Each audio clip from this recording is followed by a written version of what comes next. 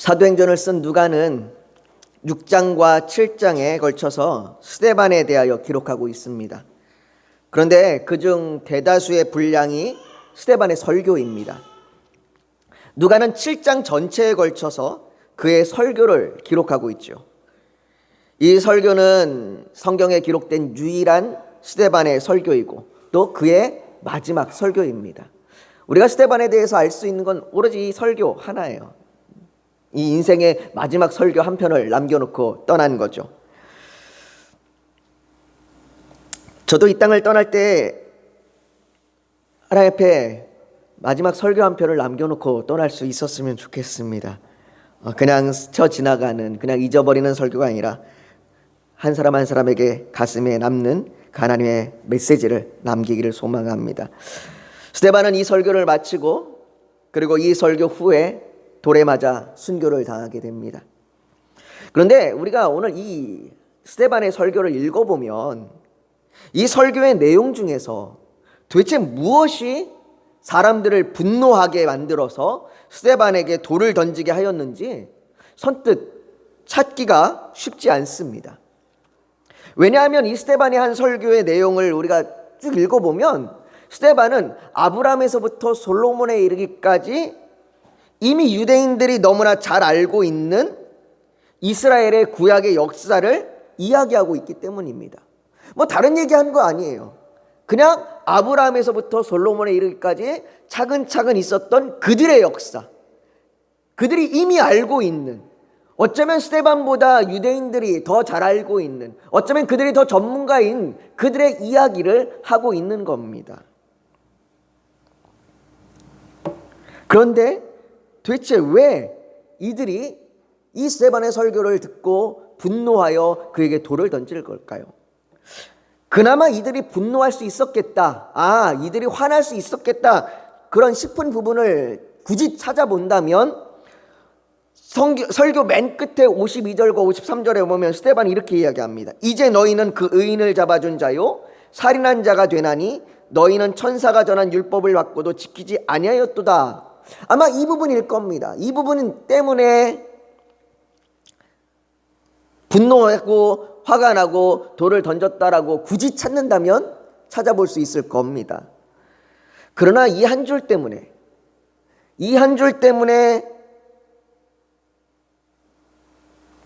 죽일 정도로 분노했다라고 그렇게 보기에는 이 7장 전체에 걸쳐서 스데반이 말하고 있는 이 설교가 너무 무색하게 느껴집니다.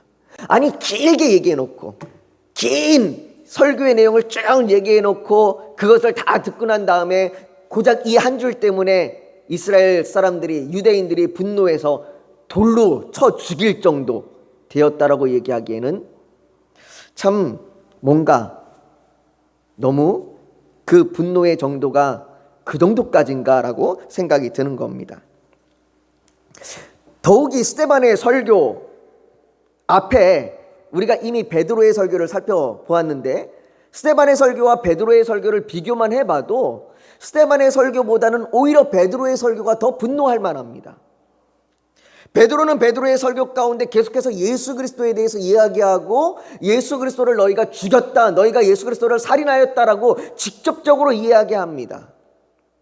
그런데 스데반의 설교에는 예수 그리스도의 이름이 언급되지도 않고 그들이 예수 그리스도를 직접적으로 죽였다라고 그렇게 굳이 꼽아서 이야기하지도 않습니다. 그런데 왜 이들은 스데반의 설교에 그렇게 분노하고 스데반을 결국 죽음에 이르기까지 하는가요? 도대체 이 스데반의 긴 설교를 통해서 스데반은 무엇을 말하고 있는 걸까요? 이미 유대인들이 다 알고 있는 이스라엘의 구약의 역사를 단지 나열하고 있는 것만은 아닐 겁니다. 그냥 너희가 다 알고 있는, 이미 유대인들이 알고 있는 이 일들을 쭉 이야기하고 있는 것으로 끝나는 것은 아닐 겁니다. 유대인들이 이 설교를 듣고 분노하는 것으로 보아, 돌을 던질 정도로 화를 내는 것으로 보아 이스라엘의 구약 역사 가운데 자기들이 알지 못하던 하나님의 놀라운 이야기가 담겨 있을 겁니다. 우리는 이 이야기를, 이 이스라엘의 역사 가운데서 담겨있는 하나님의 놀라운 이야기를 우리는 2주간에 걸쳐서 살펴보려고 합니다. 그래서 우리가 스데반의 설교라고 부르는 이 말씀 중에 앞부분, 우리가 오늘 아브라함에서부터 요셉에 이르는 내용까지 우리가 오늘 살펴보고, 또 다음 주에는 우리가 그 이후에 모세에서부터 솔로몬에 이르는 내용을 우리가 좀 살펴보려고 합니다. 먼저 우리가 스데반의 설교라고 부르는 이 7장 전체의 내용은 설교라고 부를 수도 있겠지만, 정확하게 말하면 사내들인 공회의 거짓 증인들에 대한 그들의 말에 대한 변호입니다. 그러나 이 변호는 자신의 무죄를 입증하기 위한 변호는 아닙니다. 난 죄가 없습니다. 저들이 한 말은 거짓입니다. 난 사실 이런 얘기를 했습니다라고 하는 자기 자신에 대한 변호라기보다는 오히려 스데반은 기독교에 대한 변호를 하고 있습니다. 너희가 예수 그리스도에 대해서, 너희가 기독교에 대해서 잘못 알고 있다. 너희가 참 하나님에 대해서 잘못 알고 있다라고 하는 그 사실에 대한 변호라고 할 수 있습니다. 오늘 본문 1절은 대제사장이 이르되 이것이 사실이냐라는 이 질문으로 시작합니다. 저들이 말하고 있는 것이 사실이냐고 묻는 겁니다. 그렇다면 저들이 말하고 있는 것이 뭡니까? 6장 13절과 14절에 보면 스데반에 대해서 말하기를 이렇게 이야기합니다.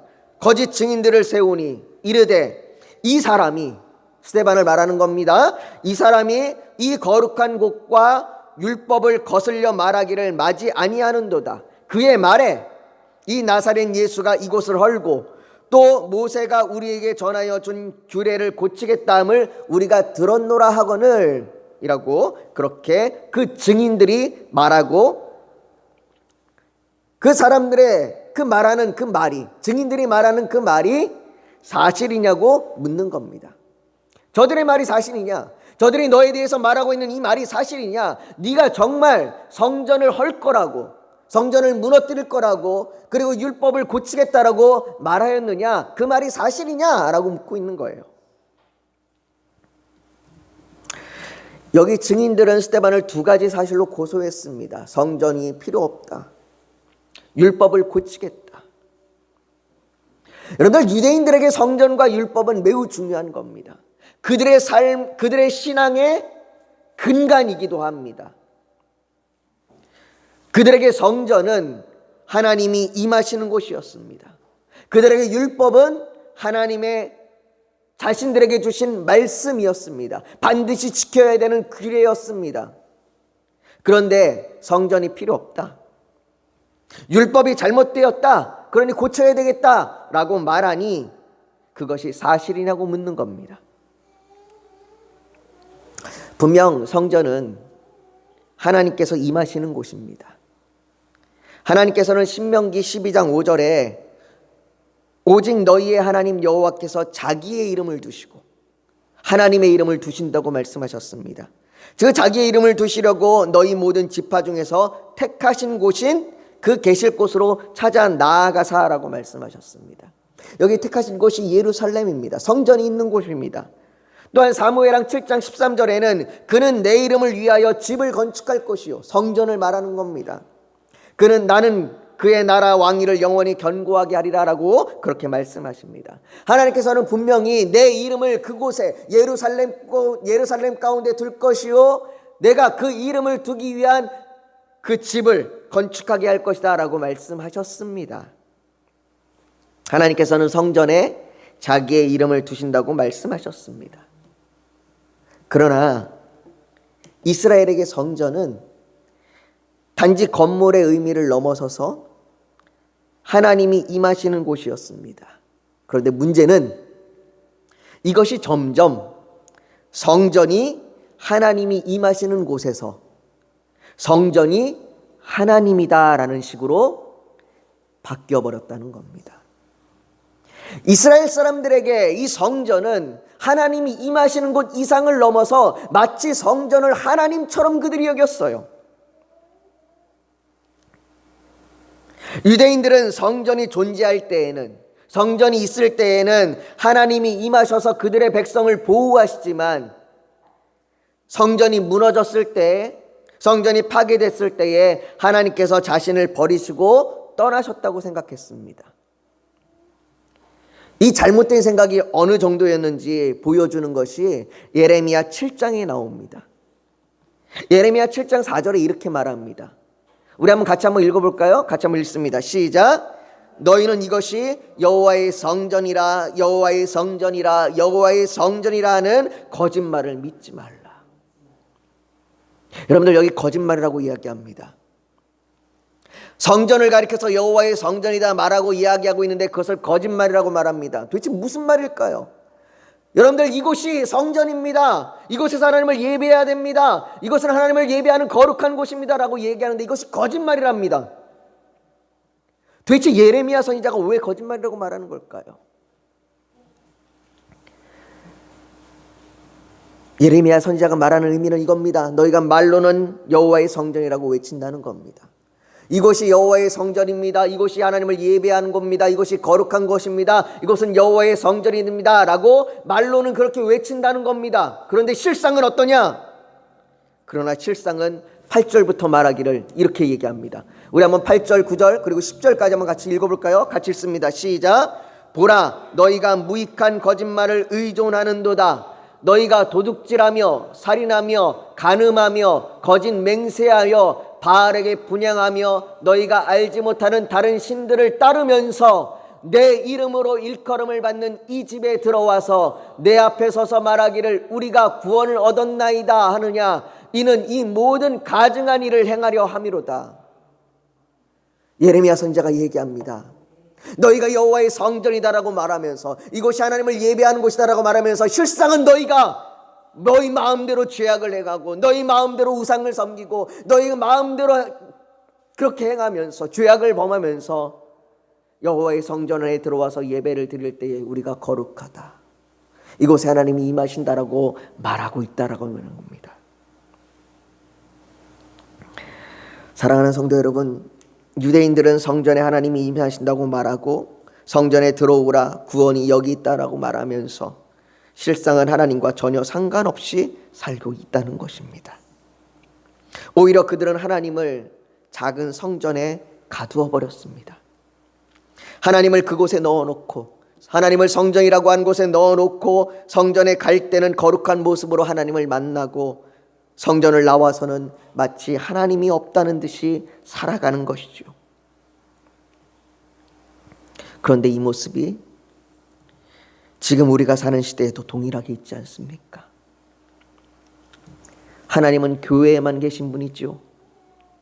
우리의 가정, 직장, 학교, 문화센터, 관광지에는 하나님이 안 계신 것 같습니다. 아니 그런 것처럼 살아갑니다. 여러분, 하나님 없는 것처럼 마음대로 죄를 짓고 사는 것만을 말하는 것이 아닙니다. 하나님 없이 내가 세상에서 죄를 짓고 하나님 없는 것처럼 살아가는 것, 그것만을 말하는 것이 아니라 이것보다 더 심각한 것은 교회 밖에서는 하나님이 무능력하신 분처럼 내 삶에 아무런 영향력을 주지 못하시는 분처럼 살아가고 있는 것이 더 심각한 겁니다. 여러분들은 여러분들의 가정과 여러분들의 직장과 여러분들의 학교와 여러분들의 있는 그 어느 곳 하나하나마다 하나님의 능력이 임하고 하나님의 영광이 임하고 하나님이 함께 하신다고 그렇게 믿으면서 그렇게 살아가고 있습니까? 마치 하나님이 없는 것처럼, 하나님 왜 나는 직장에서 이렇게 힘듭니까? 왜 나는 이렇게 가정에서 무능력합니까? 왜 나는 이렇게 외롭고 쓸쓸하고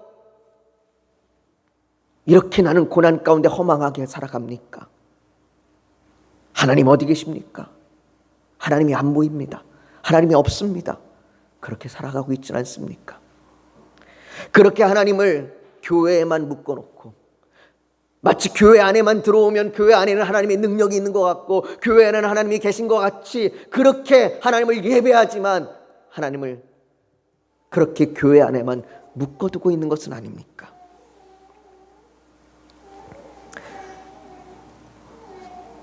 스데반은 이런 유대인들의 생각이 잘못되고 말하고 있는 것입니다. 잘못되었다고 말하고 있는 것입니다.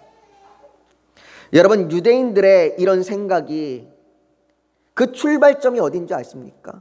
왜 유대인들이 이런 생각을 갖게 됐는지, 왜 하나님을 성전 안에만 모셔두는 이런 생각을 갖게 됐는지, 왜 하나님을 성전 안에만 모셔놓고 자기들은 나가서 마음대로 죄를 짓고 마음대로 행하고 살아가는지, 그러면서도 괜찮다고 말하는지, 이 출발점이 어딘지 아십니까? 바로 우리는 아브라함의 자손이다라는 그 생각에서부터 시작됩니다. 유대인들에게는 하나님의 선택된 백성이라는 우월의식이 있었습니다. 우리는 하나님의 선민이다. 나는 아브라함의 자손이다. 나는 하나님의 선택된 백성이다. 그러니 하나님께서 나를 구원하실 것이다. 나는 이미 구원받은 백성이다라고 하는 이 우월감이 있었습니다. 나는 너희들과 다르다. 나는 이방인들과 다르다. 이방인들은 개와 돼지같이 여긴다라고 얘기하는 그들의 우월의식 가운데 그들은 빠져 있었습니다. 그러나 이것이 얼마나 어리석은 생각인지 세례 요한도 말하기를 이렇게 말합니다. 속으로 아브라함이 우리 조상이라고 생각하지 말라. 내가 너희에게 이르노니 하나님이 능히 이 돌들로도 아브라함의 자손이 되게 하시리라 라고 말합니다. 스데반은 유대인들이 스스로 아브라함의 자손이라고 말하고 있다면 하나님께서 그 아브라함을 어떻게 만나셨는지 보라고 말합니다. 정말 하나님께서 아브라함을 어떻게 만나셨는지 너희가 봐라. 오늘 본문 2절을 한번 보십시오. 오늘 본문 2절에 이렇게 이야기합니다. 우리 한번 2절을 같이 한번 읽어볼까요? 같이 읽습니다. 시작. 스데반이 이르되 여러분 부영들이여 들으소서. 우리 조상 아브라함이 하란에 있기 전 메소포타미아에 있을 때에 영광의 하나님이 그에게 보여. 여러분, 여기에 스데반이 의도적으로 사용하고 있는 단어들이 있습니다. 첫 번째 의도적으로 사용하고 있는 단어는 메소포타미아입니다. 스데반은 하나님께서 아브라함을 메소포타미아에 있을 때에 그에게 나타나셔서 그를 만나셨다고 말합니다. 구약의 많은 부분은 이 메소포타미아라고 하는 부분을 갈대아 우르라고 말합니다. 창세기 15장 7절에도 또 그에게 이르시되 나는 이 땅을 내게 주어 소유로 삼게 하려고 너를 갈대아인의 우르에서 이끌어낸 여호와니라 라고 그렇게 말하는 것을 볼 수 있습니다. 스데반이 갈대아 우르를 메소포타미아라고 말한 것은 아마 로마 시대에 바뀌어진 명칭을 사용하고 있는 것으로 볼 수 있습니다. 메소포타미아이든 갈대아 우르이든 이 장소를 우리가 분명하게 알 수 있는 것은 이 장소는 갈대아 우르나 메소포타미아는 이스라엘은 아니라는 겁니다. 여호수아는 강 건너라고 이야기했습니다. 이것은 이스라엘이 아닙니다. 그것은 성전이 세워질 땅이 아니었습니다. 더욱이 여호수아 24장 2절에 보면 이렇게 이야기합니다. 여호수아가 모든 백성에게 이르되 이스라엘의 하나님 여호와께서 이같이 말씀하시기를 옛적에 너희의 조상들 곧 아브라함의 아버지 나홀의 아버지 데라가 강 저쪽에 거주하여 다른 신들을 섬겼으니. 아브라함이 이방의 땅에 거주하며 이방의 신을 섬긴 사람이라고 말합니다. 여러분들, 유대인들이 나는 아브라함의 자손입니다라고 그렇게 자랑하며 얘기하고 있는 아브라함은 원래 하나님을 믿는 사람이 아니었습니다. 그는 하나님을 모르는 사람이었습니다. 그는 다른 신을 섬기는, 우상을 섬기는 사람이었습니다. 그런데 그 아브라함에게 오늘 성경에 보니까 영광의 하나님이 그에게 보여라고 말합니다. 여기에 스데반이 두 번째 강조하는 단어가 나옵니다. 바로 영광이라는 단어입니다. 여러분, 유대인들에게 영광의 하나님이 임재하시는 곳이 어디입니까? 성전입니다. 그런데 그 하나님이 지금 메소포타미아의 이방인, 우상을 섬기는 아브라함에게 영광으로 나타나신 것입니다. 마치 성전에 임하신 것처럼 그 아브라함에게 메소포타미아에 있는 그 죄인인, 다른 우상을 섬기는 그 아브라함에게 영광으로 나타난 것입니다. 저는 종종 아브라함을 생각할 때에 믿지도 않았던 사람이, 하나님을 알지도 못했던 사람이 어떻게 하나님의 말씀에 순종해서 갈대아우르 고향을 떠나서 가나안 땅까지 갈 바를 알지 못하고 나아갈 수 있었을까? 그런 궁금증이 있었습니다. 그런데 오늘 성경에 보니까 알 것 같아요. 아브라함이 죄악 중에 있고 아브라함이 범죄함 가운데 있고 아브라함이 우상을 섬기고 하나님을 모르는 사람인데 하나님이 그에게 어떻게 나타나셨냐? 영광의 하나님으로 나타나신 거예요. 그 압도할 수 없는 하나님의 영광이 그 아브라함을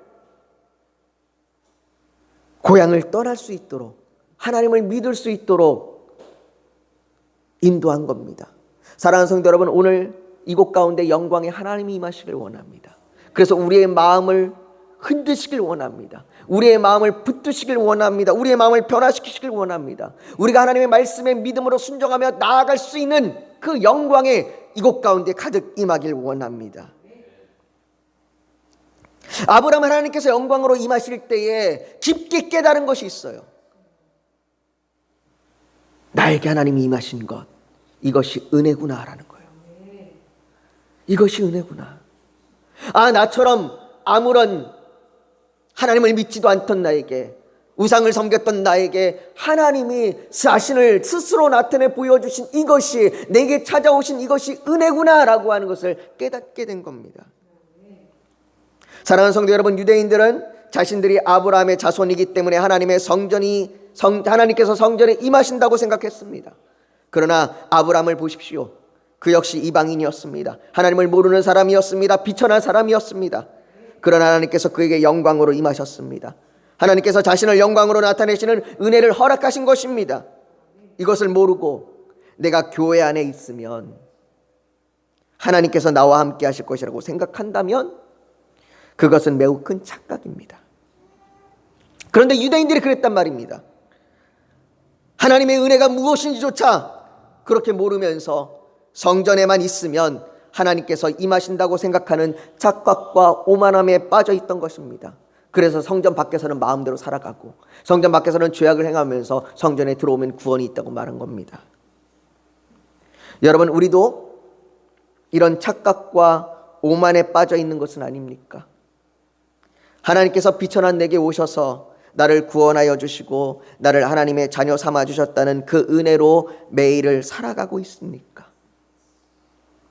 교회에 나오는 주일만 하나님의 은혜를 말하는 것이 아니라 가정과 직장에서 여러분들이 머무는 그 어떤 곳에서든 그 시간에서 은혜로 하나님께서 영광으로 임하시기를 축복합니다. 스데반은 계속해서 하나님께서 아브라함에게 어떻게 행하셨는지를 말합니다. 오늘 본문 3절부터 5절에 이렇게 얘기합니다. 우리 같이 한번 읽어볼까요? 같이 읽습니다. 시작. 이르시되 내 고향과 친척을 떠나 내가 내게 보일 땅으로 가라 하시니 아브라함이 갈대아 사람의 땅을 떠나 하란에 거하다가 그의 아버지가 죽음에 하나님이 그를 거기서 너희 지금 서는 이 땅으로 옮기셨느니라. 그러나 여기서 땅 칠만할 땅을 유업으로 주지 아니하시고 다만 이 땅을 아직 자식도 없는 그와 그의 후손에게 소유로 주신다고 약속하셨으며, 여기에 반복해서 나오는 단어가 있습니다. 바로 땅입니다. 이 땅에 있다가 저 땅으로 옮기고 땅을 준다고도 하는데 실제로 땅은 주시지는 않고, 또 6절에 보면 다른 땅에서 나그네가 된다고 말하고 400년 후에나 이곳에 돌아온다고 말합니다. 하나님께서는 계속 땅 얘기를 하시면서 땅을 주겠다라고 얘기하는데 실제로 땅은 안 주세요. 그리고 그 땅마저 400년 후가 돼야 와서 섬기겠다고 이야기합니다. 자손과 후손에게 주시겠다고 얘기하지만 아브라함에게 자손을 주신 것은 이삭 하나뿐입니다.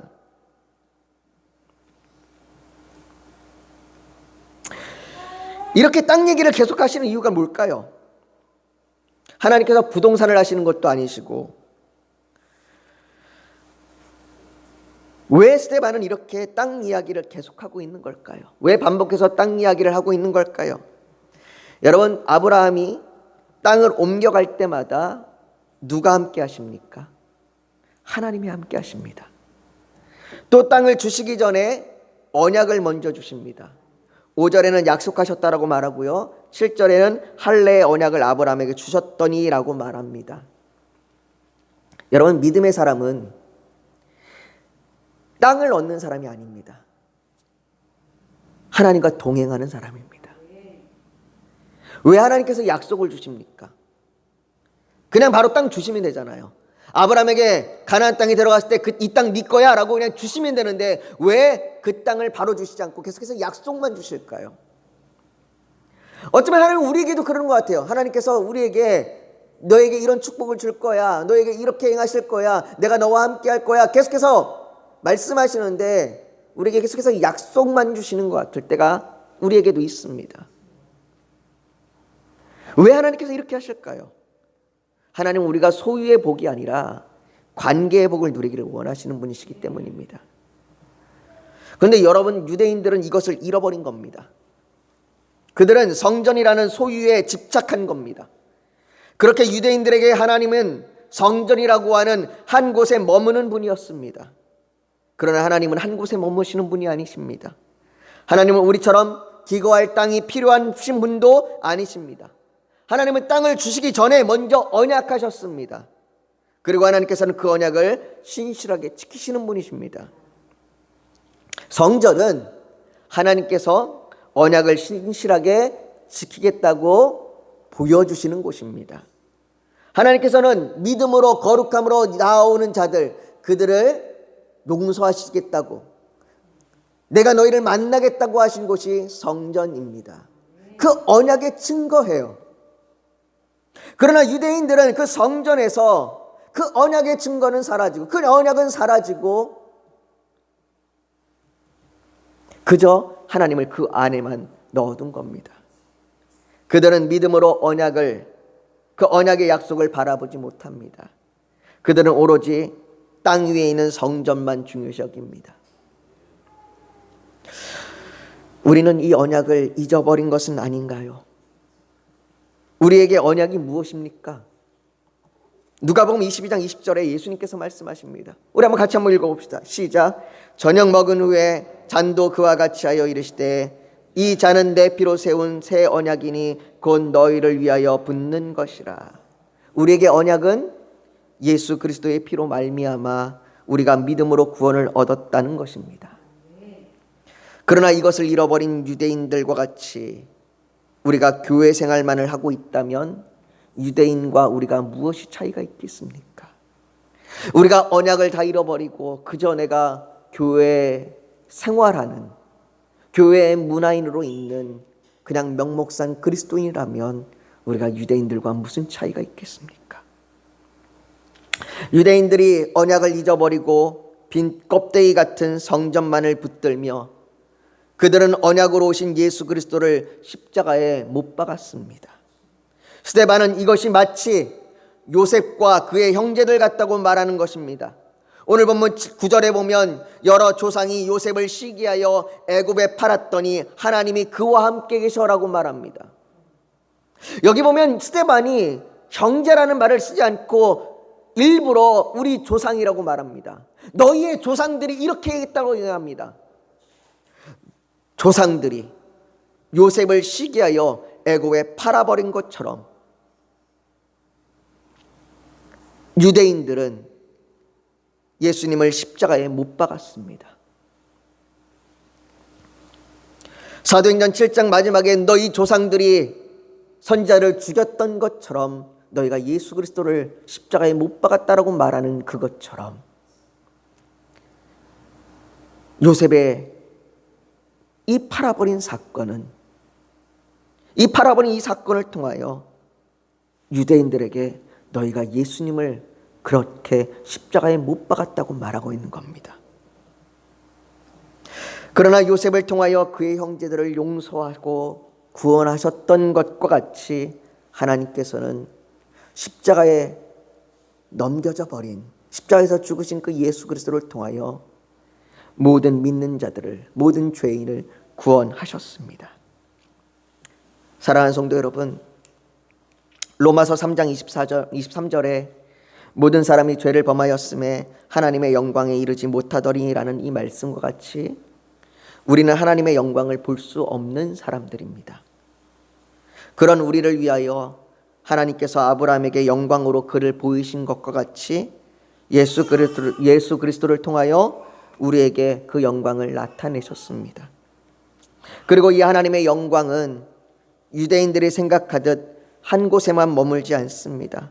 우리가 있는 가정, 직장, 교회, 학교, 심지어 내가 새벽 날개를 치며 바다 끝에 가서 거주할지라도 거기서도 주의 손이 나를 인도하시며 주의 오른손이 나를 붙드시리다 라는 이 시편 139편 9절과 10절의 말씀과 같이 모든 곳에서 하나님께서 나와 함께 하십니다.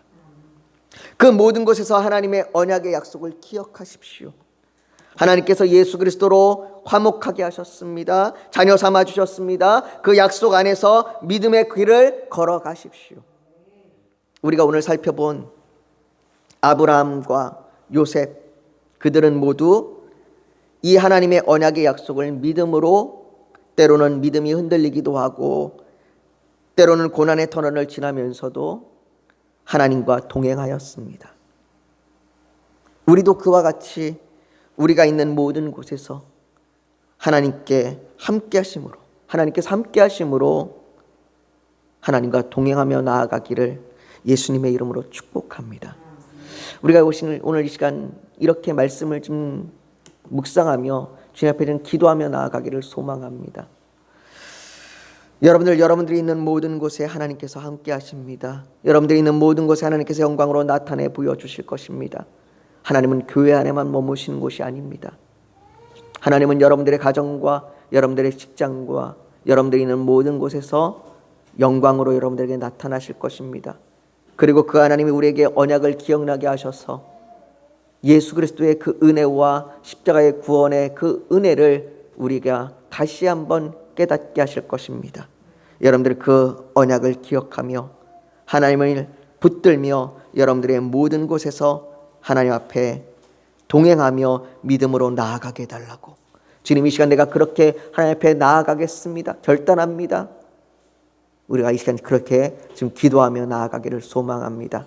우리 같이 기도하겠습니다. 여러분 잠시 고개 숙여도 묵상하기를 원합니다. 오늘 하나님 앞에, 하나님 내가 있는 모든 곳에서 영광의 하나님이 임하심을 믿습니다. 그 하나님이 내게 주신 그 새 언약을 붙들고 나아갑니다. 하나님이 나를 사랑하셔서 예수 그리스도의 그 죽으심으로 말미암아 부활하심으로 말미암아 나를 구원하셨다는 그 언약의 약속을 붙들며 내가 오늘 하루도 믿음으로 나아갑니다. 내가 있는 모든 것 가운데 하나님과 동행하며 나아갑니다. 내가 그렇게 믿음으로 오늘 하루도 살아가겠습니다.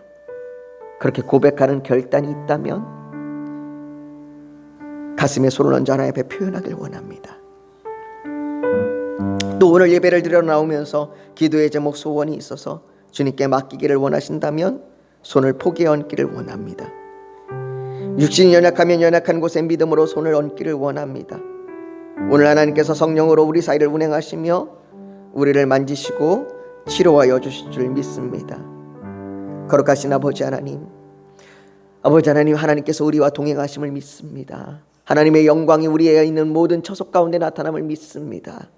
그곳이 직장이든 가정이든 우리가 머무는 그 어느 곳이든 하나님은 우리 가운데 영광으로 임하신 하나님이십니다. 하나님은 교회 안에만 머물러 계시는 분이 아니십니다. 아버지, 그러나 우리는 때때로 하나님을 그렇게 교회 안에만 모셔놓고 우리는 마음대로 우리의 멋대로 살아갔습니다. 우리를 용서하여 주시옵시고 하나님의 그 언약의 말씀으로 그 예수 그리스도의 그 십자가의 보혈로 우리를 용서하여 주시옵시고 우리를 구원하여 주시옵소서. 아버지 하나님, 우리가 그 언약을 붙들고 믿음으로 나아갑니다. 오늘도 하나님과 동행하며 우리가 믿음으로 살아갑니다. 그렇게 살아가겠습니다. 결단합니다. 아버지 하나님, 그 결단함으로 가슴에 손을 얹었습니다. 그 결단을 붙드시고 하나님 은혜를 더하여 주셔서 그 결단이 흔들리지 않고 살아가게 하여 주시옵소서. 또한 이 시간 나오면서 하나님 앞에 기도의 제목 소원이 있어서 주님께 맡기기를 간절히 원하여 손을 포기해 얹었습니다. 아버지 하나님, 그 기도 제목 가운데 하나님 선한 길로 인도하시고 우리가 인내하며 기도하며 하나님을 믿음으로 붙들며 나아가게 하여 주시옵소서. 하나님은 반드시 이루실 것입니다. 기적을 행하여 주실 것입니다. 아버지 하나님 믿습니다. 또한 아버지 하나님, 우리의 육신의 연약함 가운데 손을 얹었습니다. 치료하여 주시옵소서. 아픈 곳을 치료하여 주시옵시고 병든 자들을 낫게 하여 주시옵소서. 기적을 행하여 주시옵소서.